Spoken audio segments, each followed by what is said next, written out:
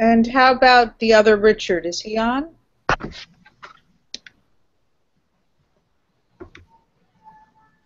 I'm not sure.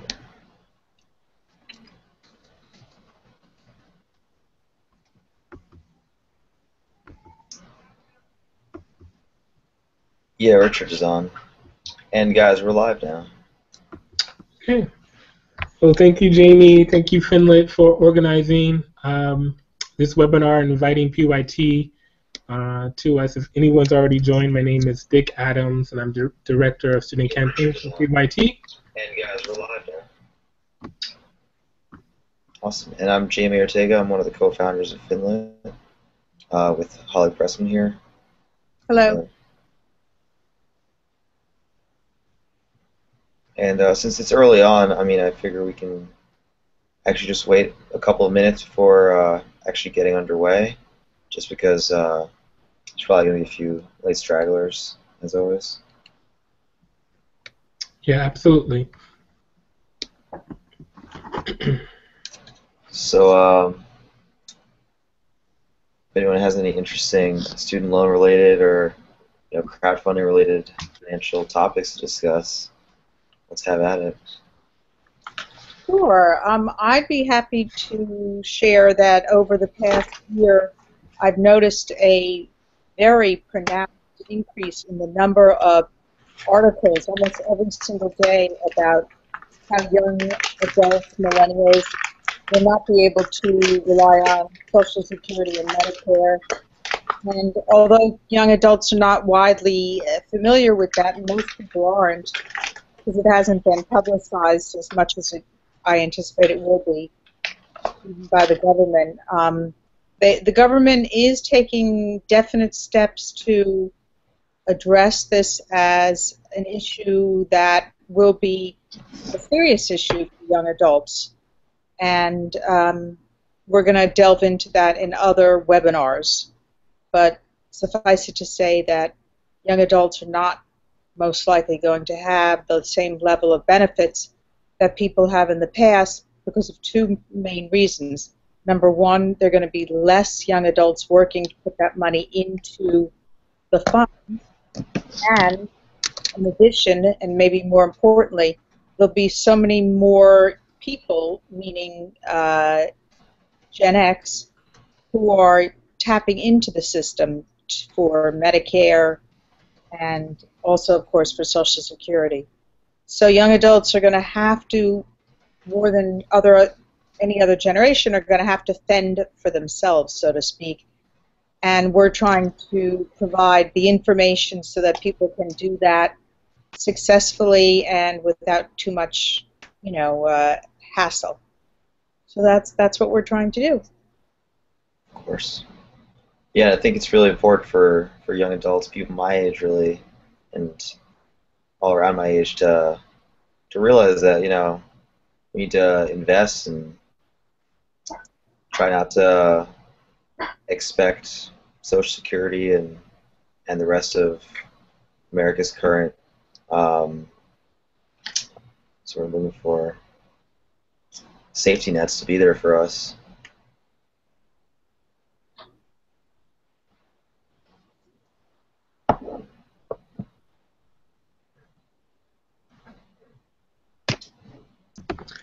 Yeah, absolutely. Those are really great points that you both made. But on the positive side, there are innovative and new ways that, in particular, the millennial generation is finding new pathways to finance not only their tuition but their homes, projects that they want to work on. That's really what gave rise to PYT, is that we saw this shift and the way that millennials were wanting to pay for college. And some of them figured it out a little sooner than others, and now we're really on a mission to try to spread the word. There's a powerful tool that everyone knows. It's called crowdfunding. What PYT really calls it is community gifting. What we try to do is encourage the student to build a network around them, a community to make sure that they have another source to pay for college. what we've identified is there's a large gap between what students qualify for as far as financial aid and what they qualify for in private funding and what the actual cost of college is. That's really a problem that we'll dive into a little bit later. But there are so many new ways that are coming out that young people should be made aware of so that they don't fall behind and become what's tuition deficient without exploring all of the new possibilities out there. Absolutely. And yeah, crowdfunding is becoming a huge, huge market. I think it's $1 billion market now. And it's becoming increasingly popular with the internet just being so favoring to that.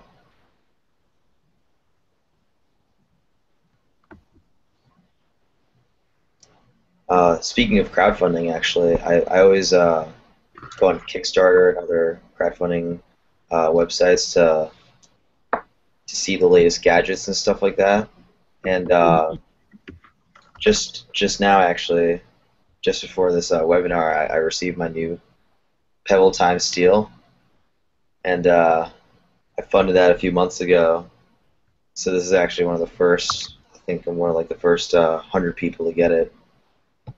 So I'm very excited about that. And what is it exactly? I couldn't see. It's a smartwatch.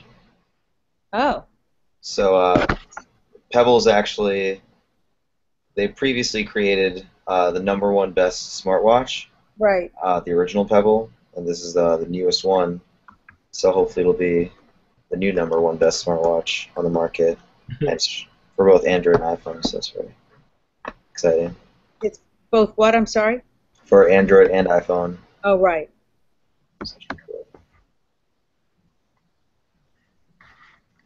Well, I mean, I think, most people, at least as much as I can see, don't really wear a wristwatch. Most people use their phone for the things people had used a wristwatch for, knowing Absolutely. what time it is and so on. But, and obviously, but we've all gotten used to having mail and everything available on our smartphones. So do you guys really think people are going to switch back to using a wristwatch?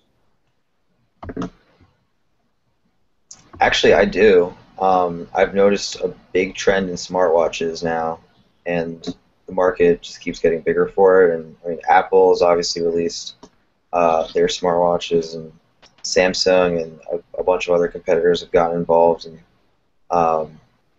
Pebble's like the first, big one, the big kind of push into that market. They're kind of like the trendsetters there, although there were many smartwatches before that, Casio and a bunch of other Sony that flopped. And more I see people my age who otherwise wouldn't even be wearing watches. Maybe like a few people do, but more and more I see people wearing smartwatches.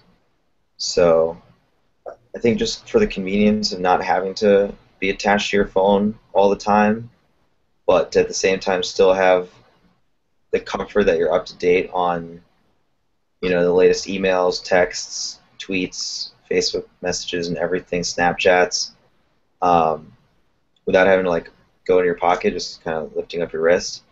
It's probably what's driving people to go back to having wristwatches. That's interesting. I haven't really explored the wearable technology yet, so there's probably a slight generational lag on my part. But I definitely think it's a new way to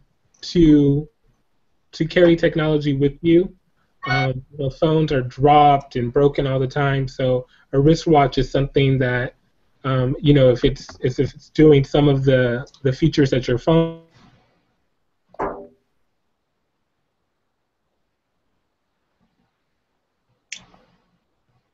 Richard, I think I think we lost a little bit of lag there.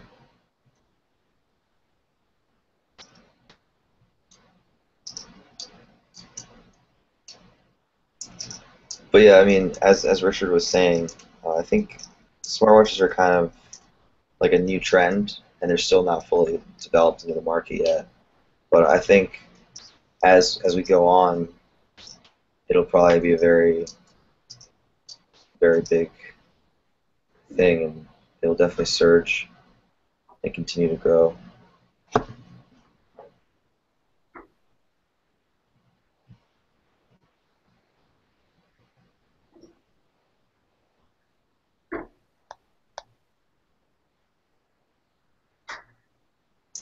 I guess let's wait till Richard joins back, and then we can go ahead and start.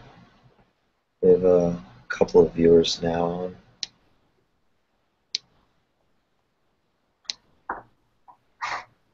I think going forward in the future, we're going to use or ask some colleges where we have, you know, people who are actually enrolled in the college promote the webinars.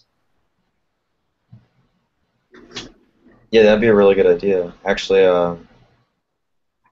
one of my friend's companies, they had a startup that it was a niche startup focused on individual colleges, and they got a lot of traction, tens of thousands of users, by having the students promote their product through their own college, and awarding them like small gifts, pizza, or, you know, stuff like that, just like around the campus. Yeah.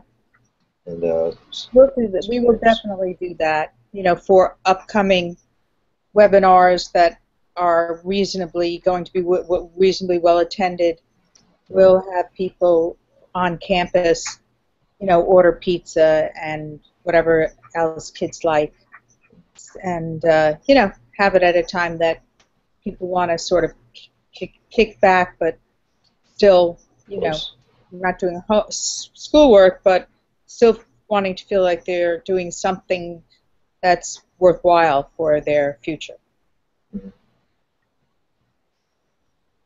Yeah, and it's always nice to learn from the comfort of not a classroom all the time when you're in school.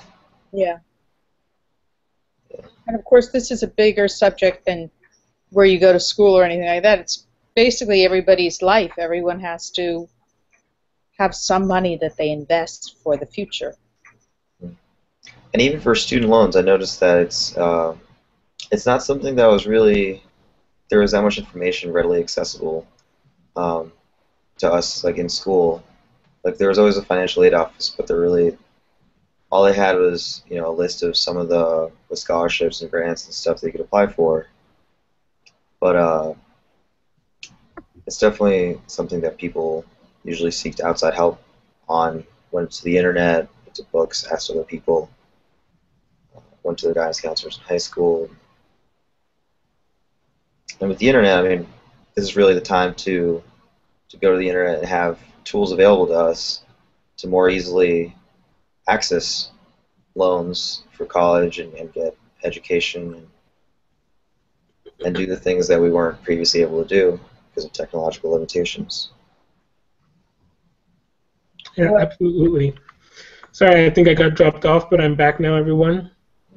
So that's a real opportunity to connect young adults with other young adults from, you know, who've gotten a student loan successfully, and to connect young adults to, you know, educators and experts who, you know, who want to see young people, you know, succeed. So that's sort of like the next step for us once we get the webinars going and have a sort of a known quantity about them, that they're effective. Then we should be doing several webinars a week and, you know, develop it so that young adults can actually, they can be part of the, you know, providing information. Just because you're graduated doesn't mean you have a certain, like, sparkle or something. You know what I mean? Young adults know a lot and they can research a lot too. And what we're gonna do is get, you know, young adults who are really smart and who have already seen the value of webinars to conduct the webinars so that they're fun and lively and provide a purpose. Absolutely. So I think we're probably ready to start now. Okay. Okay. So if you're just joining us now, or if you've already been here with us, my name is Jamie Ortega, and I'm one of the co-founders of FinLit. FinLit is an online platform where we connect students, experts, and anyone, millennials, adults, and other people who are interested in financial literacy and improving their financial knowledge online and through a community where you can view short flicks, view interactive webinars such as this one. This is actually our second webinar. Our first one was an introduction to investment, and we'll be hosting more webinars in the future. If you want to keep up to date, join our mailing list, sign up on FinLit, or visit finlit.com/webinars to view upcoming webinars. Right now we don't have our next webinar scheduled yet, but we should have it scheduled in the next few days. So keep checking back, and we'll send an update when there is one scheduled, and you can check that out. Joining us today, we have Richard Adams here from GoPYT, and also the CEO of GoPYT, Stacy.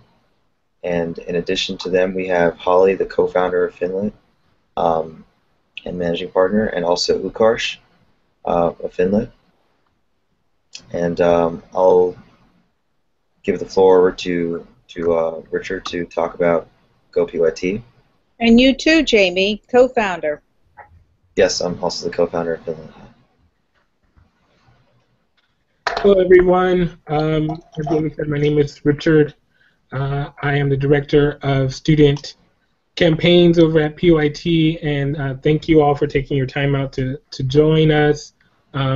Basically, PYT connects families and banks to provide new solutions to financing education.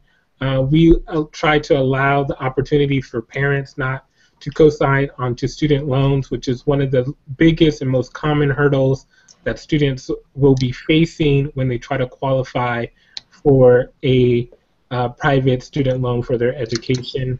In addition to that, we teach and instruct students how to leverage what's known as crowdfunding or community gifting to raise money to use as leverage to qualify for bank lending.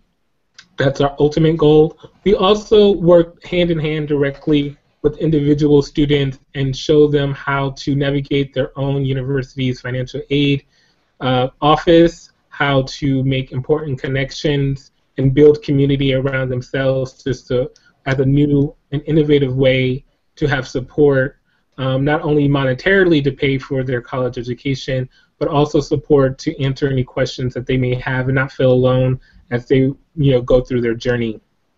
So that's what we're going to talk about today.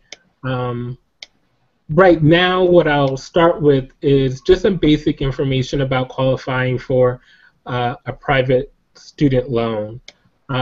Most people don't know, and in particular, most students don't know, it's very rare to receive a private student loan without using a cosigner with fairly excellent credit nowadays. In fact, 90% of all student loans will require a cosigner, most likely a parent or grandparent, an aunt or uncle or very close family friend. Private student loans without a cosigner are available to graduate and professional students or even undergraduate students with well-established credit history.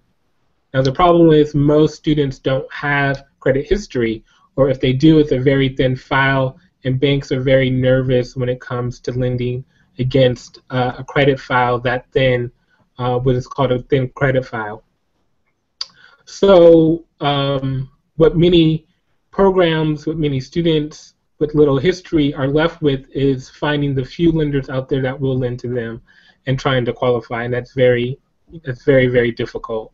That's a space that PYT is really trying to innovate in and to formulate new solutions.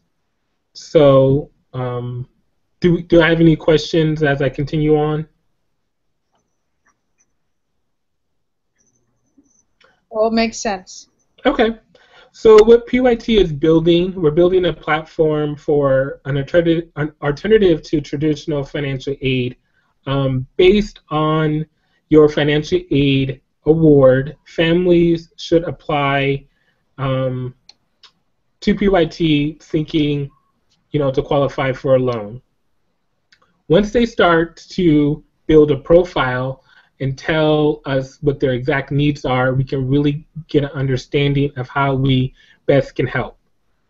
Sometimes that's simply using our crowdfunding platform. Sometimes that's helping them find lenders that may work with them independently. Sometimes that's a combination of both. Once you start fundraising money on our platform, it really starts to empower you to make sure that your tuition is paid. What students usually find themselves in is after their financial aid package is awarded, they will have what's called a deficit, or what I call tuition deficient. So after they qualify all their grants, all of their scholarships, all of their subsidized and unsubsidized student loans, as many of you may know, there may still be a portion of tuition that is uncovered, and that student may be left with few options on how to pay it. And that is what we're really trying to help the student with.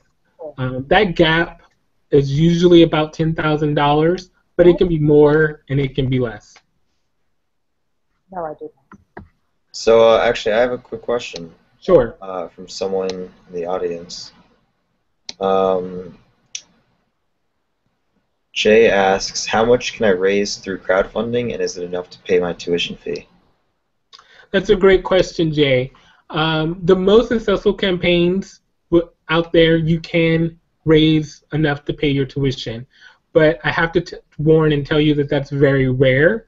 And so what PYT recommends is bringing together the crowdfunding component and bank funding.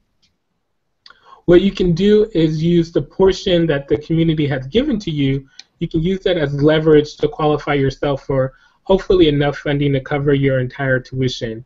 You can use the crowdfunded portion to buy down your interest rate or to remove a parent from the student loans so they don't have to co-sign on it. I hope that answers your question.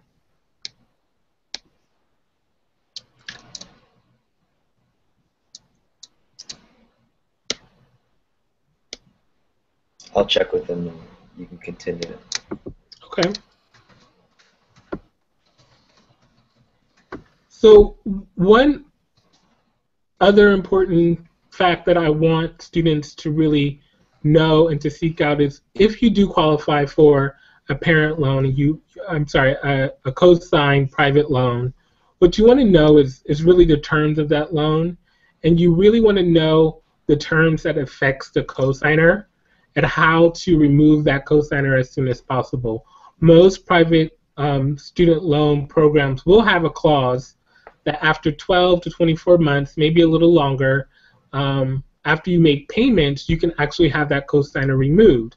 So if you're placed in a position where you're trying to qualify for a private student loan to qualify for funding to pay the balance of your tuition, and you have an uncle or aunt or a parent, and they're nervous about signing on to be a co-signer, that is definitely one avenue that you want to point out to them, that after 12 months of payments, that they can actually be removed. It's not something that's going to always live with them, and that really may reduce the anxiety that someone may have when lending them essentially their good credit for you.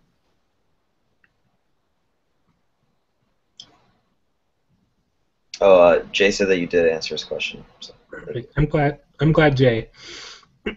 Money raised through personal fundraising in most cases is considered a gift, and so the donor to the recipient is not taxable income, so it's really not necessarily going to change your current financial standing. So that's a big question that students have. If I raise all this money, will it affect my other financial aid In most cases, it would not. However, you should speak with your financial aid department and really work with them to make sure that you don't compound the problem if you're coming up short regarding your tuition.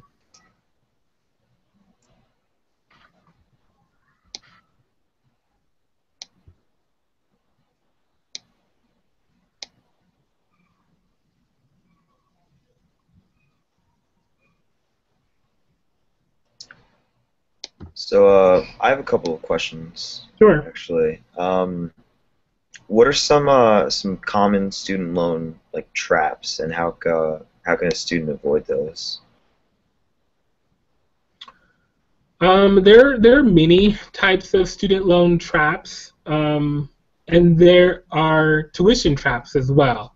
So the tuition trap would be falling very, very delinquent on what you owe and where you are in as far as school and the semesters that you are. So many of the students that I work with usually come to me when they're kind of at the end of the rope, meaning that they owe past money for previous semesters.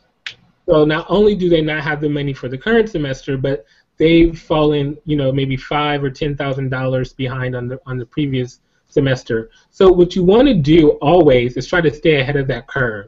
And how you stay ahead of that curve is obviously making sure you have enough funding to pay your entire tuition bill, and not to go semester to semester being tuition deficient. So the best candidate that I like to work with is someone who's identified a problem this semester. That they know they're $5,000 short, and in most cases, most universities will not take action against a student if they're $5,000 to $10,000 tuition deficient.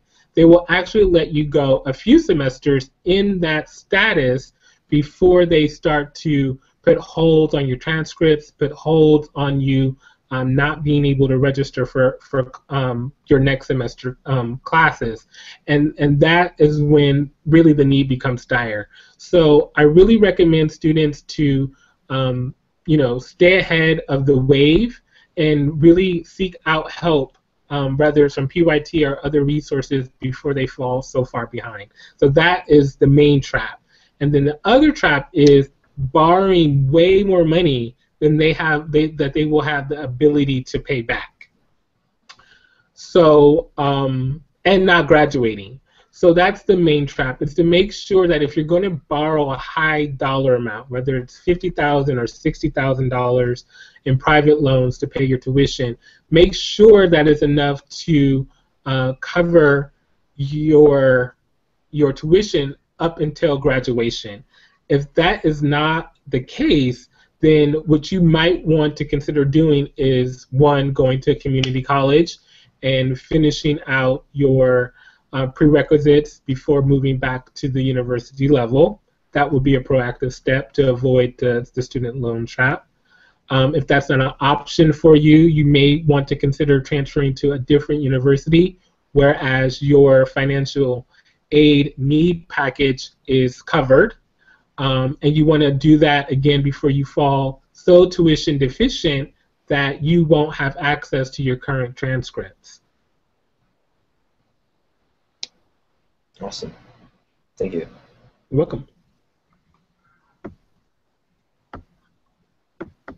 Do we have any other questions from our guest, or do you want me to continue on? No questions right now. So feel free to continue. Okay.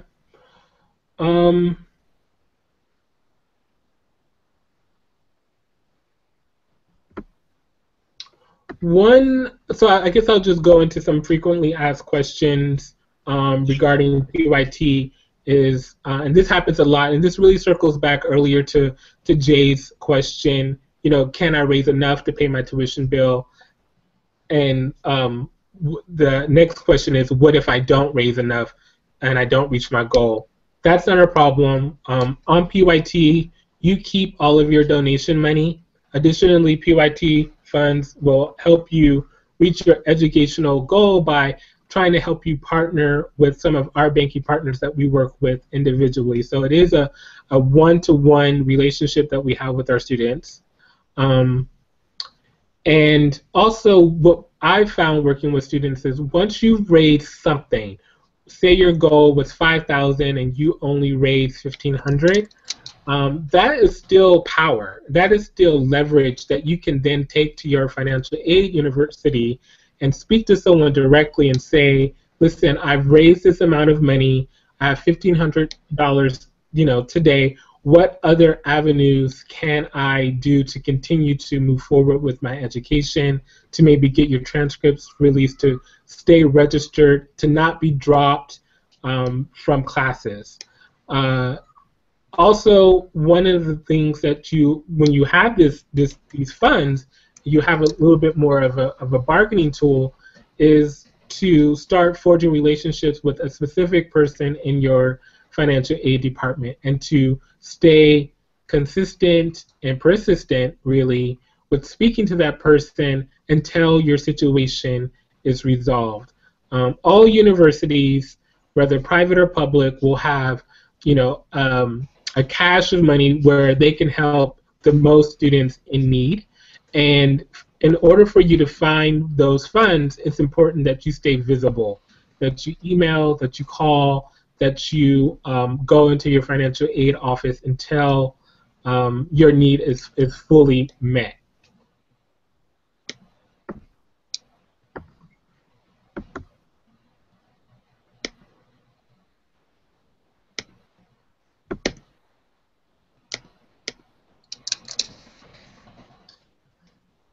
So what are the basics regarding PYT? The first step you want to take is, one, creating a complete profile on our platform.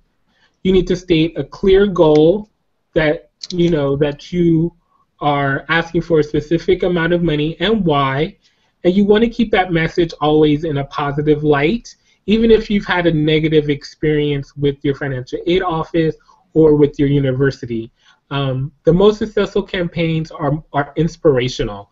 A lot of people have dealt with the issue of going to college and not quite having enough money. So really, this will be something that resonates personally with your potential donors, and that's really important. Oftentimes, students are really surprised at who donates to their campaign.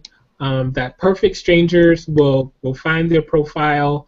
A friend of a friend, someone you met one time or have never met at all, will sometimes be your biggest contributor. So you always, again, want to keep your message positive. You want to tell an honest and truthful story and not be ashamed that you're in this situation, because there's nothing to be ashamed about. Oftentimes, students will feel a certain amount of hesitation, letting people know that they are struggling to pay their tuition bill, but it is something that you should overcome, and that you shouldn't, again, feel hesitation in telling people about, because if you don't speak up, then oftentimes the help will not come to you.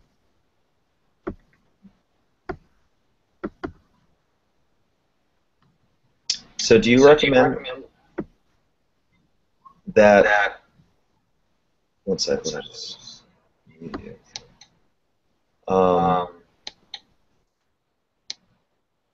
do you recommend that people come to you even before they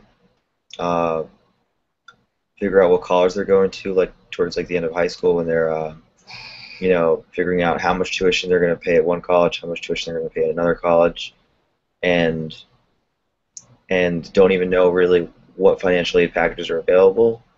Would that be an area that GoPYT would be helpful for? And sorry, I just muted you. So. Sure. Yes, that's a great question. And yes, being proactive is always a positive step. And educational campaigns on our platform and other platforms are really common, and they can help you stay ahead of the curve. Oftentimes, it's the small fees that add up to a large amount, and if you have a community of support around you towards the end of high school, and that's really the perfect time to really get people together, family members, distant family members, family, friends often come to graduations. It's a proud moment for many families to have someone who's graduated from high school and it's going on to college. And so that's the perfect time to start really building your community of supporters and letting them know that, maybe you're a first-time person going to college in your family, and, maybe you'll need some help. And it's really the small donations, the many small donations that add up to a lot. And for someone to give you $25 or $50 a semester, and you have 20 or 30 people willing to do that, that will make a real big impact on you staying on top of your college expenses.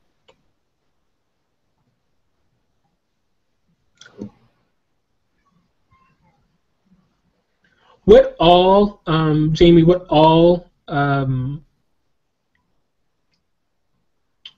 fundraising campaigns really depend on is the use of social media, and to spread your profile as far in your social media network as possible. What most students will start to do is they'll create the profile and they'll post it on their personal page. They may have 1,000 friends or followers, but really the best way to really get the donations is to, one, obviously consistently post it on your personal page, on your parents' pages if they have them, and to tweet it out, to use Tumblr, to use all the many types of social media pages. But really it's the direct ask that is most effective. So if your campaign, usually starts, most people will donate, but you'll reach a point where the donations will slow down or stop coming in altogether. What you want to do is strategize with us to find the best messaging to reach out to people, again, individually, and to ask for small amounts. Some people don't donate because they think you're asking for $1,000 or $500 or $100, and they don't think that their small donation will be at all helpful. It's important to reiterate that my most common donation is $20. So if you can give $20 at the end of this month or in the middle of the month or the next time you get paid, that'll really help me, and that will really give that a potential donor the encouragement that they may need to really push you over the edge.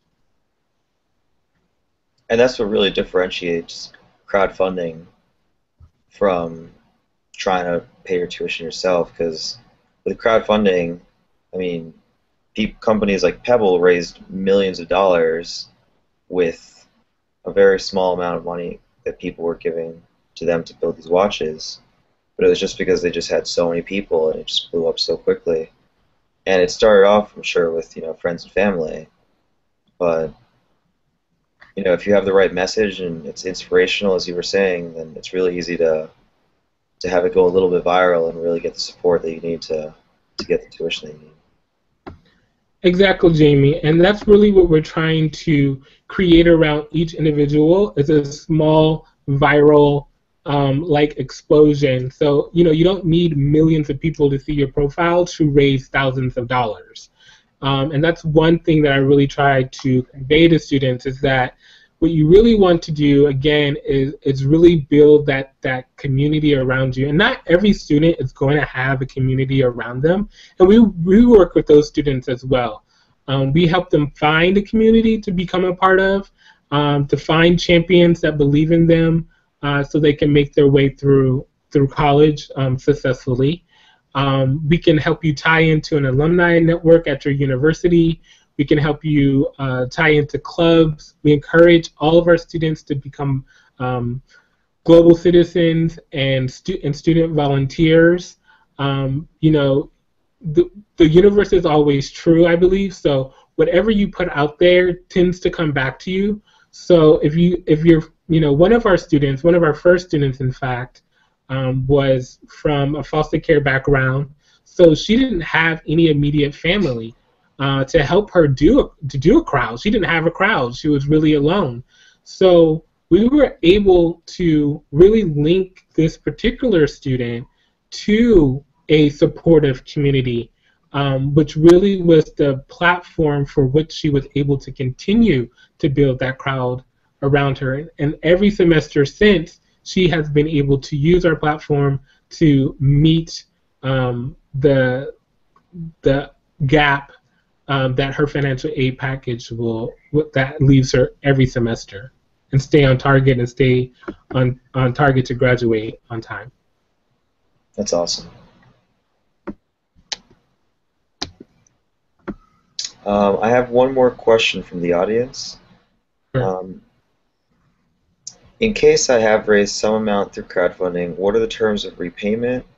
How much time do I get after graduation? Okay, so PYT always, so for anything that's crowdfunded is not, you don't have to pay that money back. You shouldn't feel obligated to have to pay that money back. On our platform, we really make it clear to everyone who's donating to you that this is a gift. This is a community gift. This is a service that they are giving to you. So you won't have to pay any portion of the crowdfunding monies back. Regarding if you qualify for, or if we help you qualify for a private loan, we really try to have the same terms that federal guaranteed loan programs would have. So typically speaking, that loan is payable back within 10 years, and after graduation, it will have a deferral part to it as well, if that's something that you would need. So again, we're really trying to not recreate the real, and really stay within the standards of how students are used to borrowing today.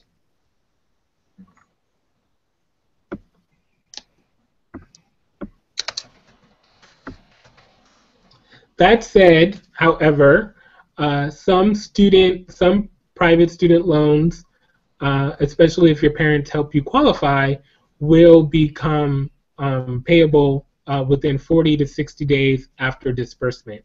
These are loans that, if you need to take, are helpful, but you need to make sure that you have an income, a monthly income, to be able to make the minimum payment on those loans, or your parents will make that payment while you're in school.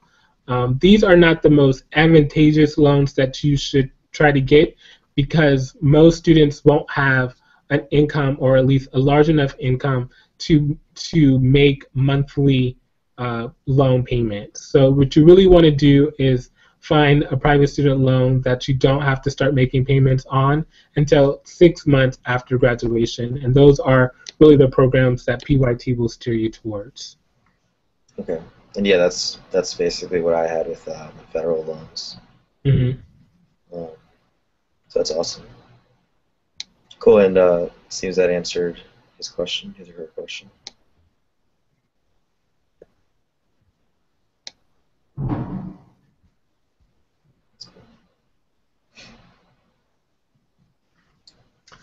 One of the new programs that PYT is working on is really turning the denial into an approval.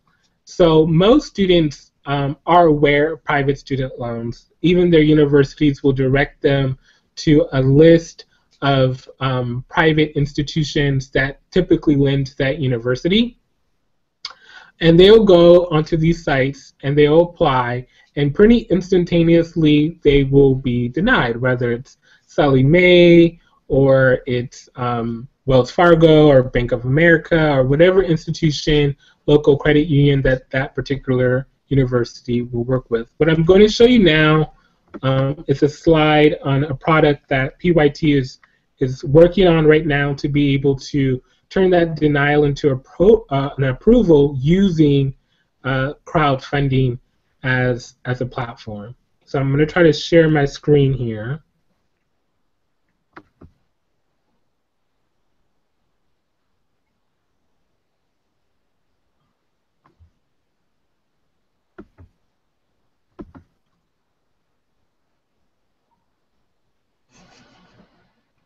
That'll happen.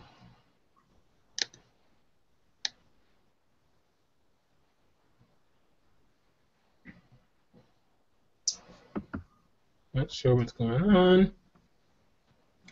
So right now you're sharing your screen, but it's focused on the Hangout, so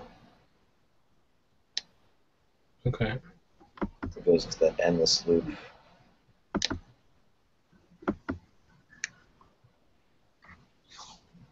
Okay, Okay. so reduce the risk of denied applicants using the crowd. Yeah, absolutely. So what we're doing is we're trying to combine a turn down solution to banks that we work with, combining the crowdfunding that students are able to raise, and using that cash as clear and free with the traditional banks to enhance the declined credit file. So what's really going on with students is they'll apply for a private student loan and they'll get denied, and they don't know why they were denied. They don't know how close they were for an approval. Their credit has been run, it's been checked, and the banks are getting so many of these applications that they oftentimes don't have the time nor the resources nor really even the motivation to circle back to that individual and really work with their credit profile to figure out why they were denied and how they can get approved. Well, we're working on a product with certain banking partners where we do that work with the student. Since we already have the student, we've helped them crowdfund maybe 20% of what they needed. So say they needed $5,000, we helped them raise $1,000, and they applied for a private student loan and they were rejected. Well, we can, take that student, we can continue working with their thin credit file. Maybe we can help them raise an additional, $200 or $300, taking their total up just a few percentage points, and using that as really a secured way, or unsecured way rather, for them to qualify for the loan. So they go through the PYT process, then they'll move over, their application will be resent to the bank, and then it will be re-reviewed, and then hopefully then that student is now approved for the student loan. And we think that that's really a great tool that that will provide the students, and a really great service that we'll provide to our banking partners who spend a lot of time and energy to evaluate your credit profile, but for whatever reasons may not be able to lend to you. Awesome. And you said you're working on that now. Do you have an estimated time for launch on that? We don't at this time. We can't make any general announcements, but it's definitely something that's in the works that we have, that's really unique to PYT, and that we're really pushing for. So it's definitely something that you should keep an eye out for, and it's really a part of the one-to-one working relationship that we will have with each individual student. I myself, or even sometimes the CEO of the company, will work directly with students, and these are solutions that we can work out, that we've been able to work out with other lending partners, as well as work this same solution out with the actual institution. Most universities have banks. Most institutions will do lending, and again, if you're willing to put forth the effort, oftentimes they will come through and be able to, completely, help you with your specific need. Awesome. I have another question actually in the audience from Jay again. Is there a way one can improve his credit profile to avoid denial? Your credit profile is something that's built up over time, Jay. So immediately there's not too much you can do to change that around to qualify you for a loan. What you want to do is just work on it, from today going forward. The PYT product is something that that we are working on, that what you can do to change your credit profile by really learning more about you as an individual and taking that information to our banking partners. So what we do is, once you log in and create a profile on PYT, is we start to gather information about you individually as a student rather than just, an application that a bank may get that is very similar to thousands of other applications. So we really take into consideration, obviously your grades, your major, your course of study, your volunteerism, your leadership qualities and attributes you may be working on or already have. And we really take those new data points and we're really trying to build a new way to enhance your credit profile for the bank so they will feel more comfortable lending to you. So those things are that I encourage you to continue to work on, and then hopefully in the very near future, the enhanced credit profile feature is something that PYT will be able to offer to you and to many more students. Cool. Thank you.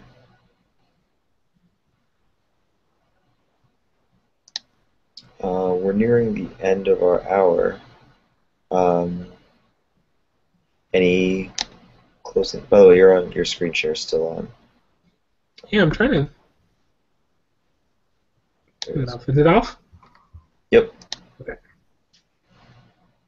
Any closing thoughts, remarks? My closing remarks would be that this is a very stressful time for a lot of students, but there are resources out there.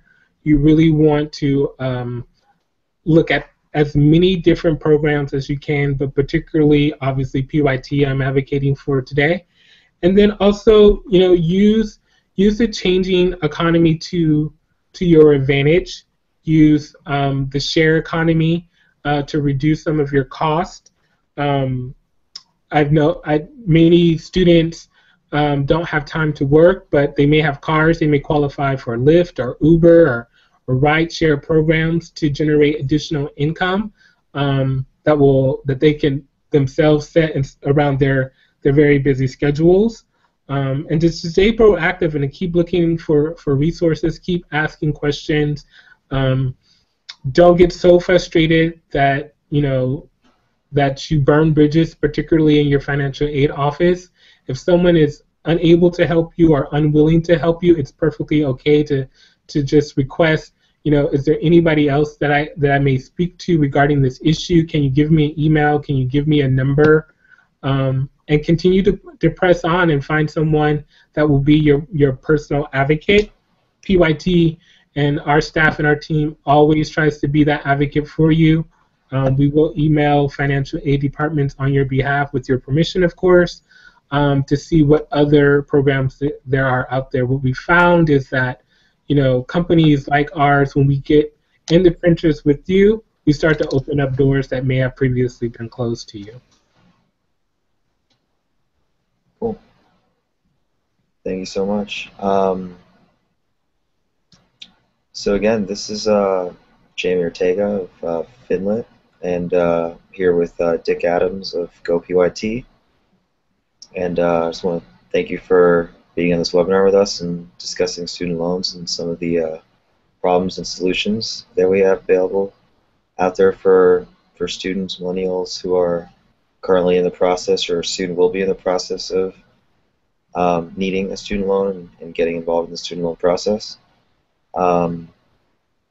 Again, this is a FinLit webinar, and this is our second installation of the FinLit webinars, and we will be doing future FinLit webinars on a variety of topics.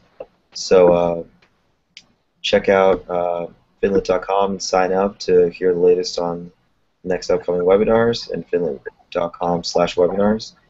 And check out gopyt.com to learn more about student loans and to get some help if you need it for helping to pay your tuition. Thanks again, everyone, for joining us. Thank you.